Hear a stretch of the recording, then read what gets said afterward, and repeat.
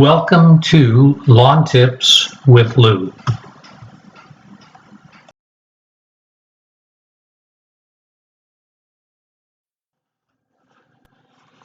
I first moved to Texas in 1989. That summer, I bought a McLean reel mower. I used that mower until I moved to Tennessee in 1994. I wish I had kept that mower because I transferred back to the Dallas area again in 1995 and lived in the home we moved into until 2005. We moved back to the Dallas area again in 2015. After moving into our current home, I purchased a Fisker's push reel mower that I've used for the past few seasons. But I've always thought about the power reel mower that I owned previously. This year, I bought a California trimmer power reel mower. The California trimmer reel mower has similar features to the McLean reel mower. There are several manufacturers of power reel mowers, including companies like TrueCut, Toro, John Deere, Swardman, and Allett.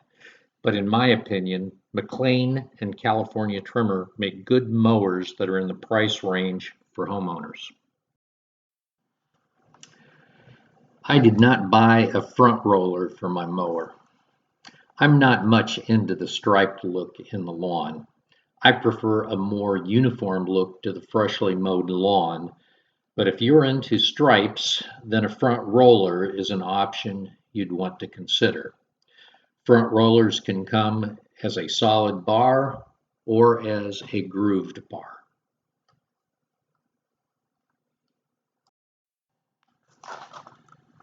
My rotary mower will not cut lower than 1 inch.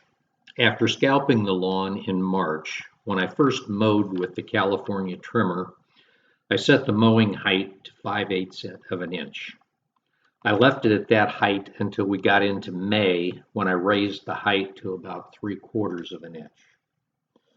My Fisker's push reel mower cannot be set to cut below 1 inch based on the factory settings, but I still use it to mow a few spots in my lawn that are tight spaces that are not practical to mow with the power reel mower. May has been a very wet month. Weather forecasts have consistently looked like this, with rain predicted almost every day. Because of the wet weather, I wasn't able to mow as frequently as I would have liked. The grass at times got a little longer than I would have liked it to be when I was able to mow. However, when I did mow, the result was a well-manicured lawn with the Bermuda being nice and thick. With Bermuda lawns, short, frequent mowings help the lawn to be nice and thick like this. Mowed short, the Bermuda blades are able to get sunshine to the entire plant, which helps to keep the entire plant green above ground. When Bermuda is allowed to grow longer, it tends to look stemmy, and only the top portion of the grass is green, with the lower part of the blades having a yellowish look. Similarly, trimming the shrubs helps them to grow thicker as well. They need to be trimmed on a regular basis to get the full continuous hedge look. To maintain the rich green look to the lawn, it is important to stay on a routine fertilizer schedule. With the heavy rains that we've had in May, I had to time the fertilizer application so that I didn't put it down before a heavy downpour that might potentially wash much of the fertilizer application away. I want to put the fertilizer on the lawn when the rain will work the fertilizer into the soil without a lot of runoff that you get from a heavy downpour. The fertilizer that I use has a 21-7-14 ratio of nitrogen, phosphorus, and potassium. I apply this fertilizer each month from April through August. In addition to the granular fertilizer, I will periodically apply a spray application of Miracle-Gro lawn food and Miracle-Gro plant food. The Miracle-Gro lawn food is a high nitrogen fertilizer, and the Miracle-Gro plant food is a low nitrogen, balanced fertilizer spray.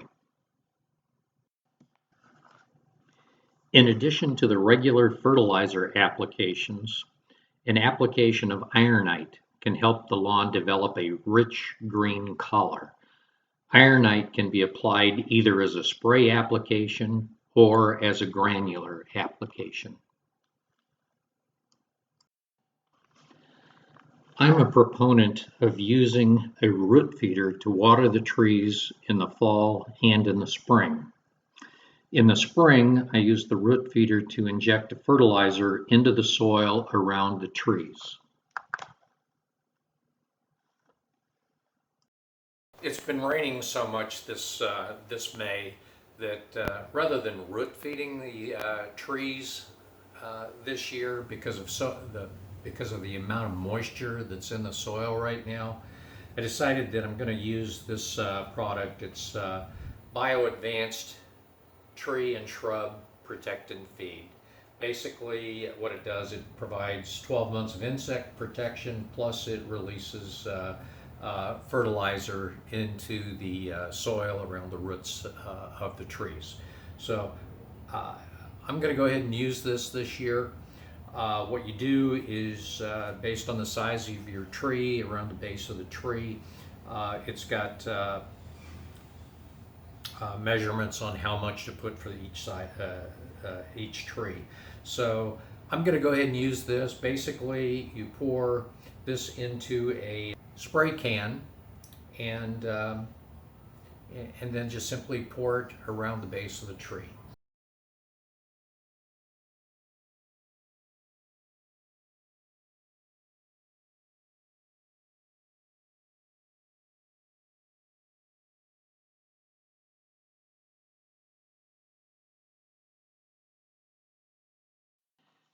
As I mentioned earlier, I use my push reel mower to mow a few areas that are not practical to mow with the power reel. I've used the push reel to mow my front lawn for several years, so it is no problem to pull it out to mow in a few tight spaces before mowing the rest of the lawn with the power reel.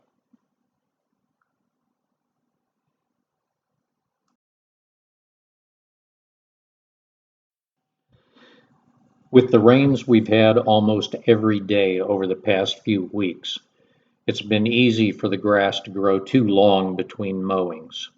This is one reason why I have used the grass catcher several times this month.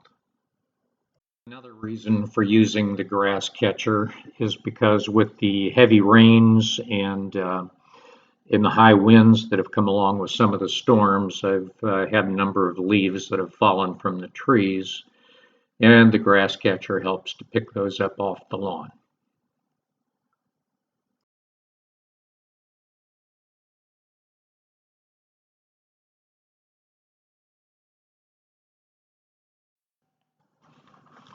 I like to mow in the late afternoon or early evening. At this time of day, the grass is usually dry. In the morning, the grass may still be wet from dew. Mowing the grass when it is dry leaves it less susceptible to lawn diseases compared to mowing when it is wet.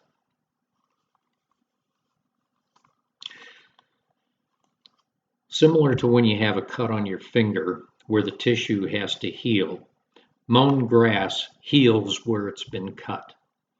Mowing later in the day allows the grass to heal overnight without drying out in the hot sun during the day.